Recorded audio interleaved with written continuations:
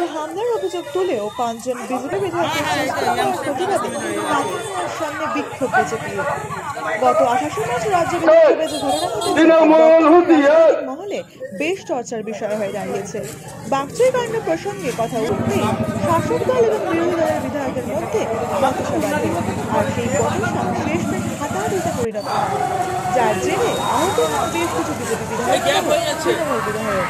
এই ঘটনায় বিরোধী দলের নেতা শুভেন্দু অধিকারী সহ 5 বিজেপি বিধায়ককে সাসপেন্ড করা হয়। রবীন্দ্রনাথ মাইতি ও দক্ষিণপথের বিজেপি বিধায়ক অরূপ দাস, অসম নিউজের প্রাক্তন বিধায়ক বনশ্রী মাইতি প্রমুখ। বিধানসভার কোন রীতিনীতি না মেনে 2 জন বিধায়ককে সাসপেন্ড করে দেওয়া হয়। গায়ের জোর দেখিয়ে বিধানসভাটাও এরা দখলে নিতে চান, বিরোধীদের কণ্ঠরোধ করতে চান। বকটুইয়ের কাণ্ড ঘটার পরে আমরা দাবি জানিয়েছিলাম যে বিধানসভায় এটা নিয়ে অন্তত 2 ঘন্টা আলোচনা হোক, কিন্তু মাননীয় স্পিকার মহোদয় সরকার পক্ষের সঙ্গে যোগসাযোগ রেখে কোন রকম আলোচনা করতে দিতে রাজি নন, এবং আজ পর্যন্ত মুখ্যমন্ত্রীও এই বিষয়ে বিধানসভায় কোনো বিবৃতি দেননি। উল্টে বিধানসভার শেষ দিনে প্রতিদিনই আমরা যেরকম ওয়েলে নামিয়ে বিক্ষোভ দেখাই, ঠিক সেই ধরনের বিক্ষোভ যখন আমরা দেখাচ্ছিলাম আগের দিনগুলোর মতো, হঠাৎ দেখলাম রে রে করে কিছু তৃণমূল বিধায়ক তেড়ে এসে মারধর করা শুরু করলেন। এই হচ্ছে তৃণমূলের গণতন্ত্র, এটাই হচ্ছে তৃণমূলের উন্নয়ন। বিধানসভার মধ্যেও তারা বিরোধী কণ্ঠস্বর শুনতে রাজি নয়, এবং তাদের একজন বিধায়ক বলছেন বিরোধী দলনেতা আসনে ছিলেন, আর একজন দাবি করছেন বিরোধী দলনেতা খুশি মেরে নাক ফাটিয়ে দিয়েছেন। তার আসনে থাকা অবস্থায় বিরোধী দলনেতার হাত কতটা লম্বা যে সরকারি পক্ষের বিধায়কের নাক পর্যন্ত পৌঁছে গেল, এই সমস্যার সমাধান আমরা কিন্তু করতে পারছি না। বিধায়ক ছিলেন, তাদের উপরে আক্রমণ করা হয়েছে, মহিলাদের উপরে আক্রমণ করা হয়েছে। পশ্চিম বাংলায় নির্বাচনের পরে গ্রামে গঞ্জে মানুষ তৃণমূলের সন্ত্রাস দেখেছে, বাড়ি জ্বালিয়ে দেওয়া দেখেছে, খুন করতে দেখেছে, মানুষের রক্ত নিয়ে উল্লাস করতে দেখেছে।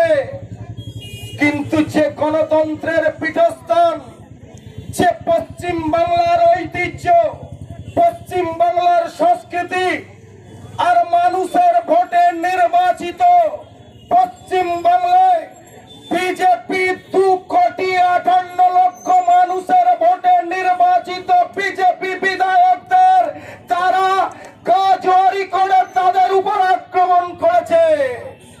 আমি বলতে চাই মুখ্যমন্ত্রীকে, কেন আপনি সেদিন বিধানসভায় ছিলেন না? কার ভয়ে ছিলেন না? বিরোধী দলনেতা বিধানসভায় উপস্থিত হলে আপনি থাকেন না। কাদির এই ছেলেটাকে বাংলার মানুষ দেখেছে প্রতিবাদী মুখ, আজকে লড়তে গিয়ে তাকে আপনারা বিধানসভা থেকে সাসপেন্ড করেছেন তথাকথিত স্পিকার, তৃণমূলের দলদাস স্পিকার। পৌরসভা নির্বাচন করেছেন তৃণমূল কংগ্রেসের হয়ে, আর আমরা কি দেখতে পাচ্ছি, গত 2রা মের পর থেকে পশ্চিমবঙ্গে গণতন্ত্র নামক বস্তু নেই। বিজেপি ভারতীয় জনতা পার্টির কর্মীদেরকে মারধর, খুন, জখম, ধর্ষণ ইত্যাদি চলছিল, এবং আমরা হালে দেখতে পাচ্ছি গত 42 দিন আগে পুলিশি অত্যাচারে আনিস খান, শিক্ষিত যুবক সংখ্যালঘু সম্প্রদায়ের, মারা গেল। 15 দিনের মধ্যে শিখের তদন্ত রিপোর্ট প্রকাশ হওয়ার কথা, রিপোর্ট নাই, আজকে 42 দিন।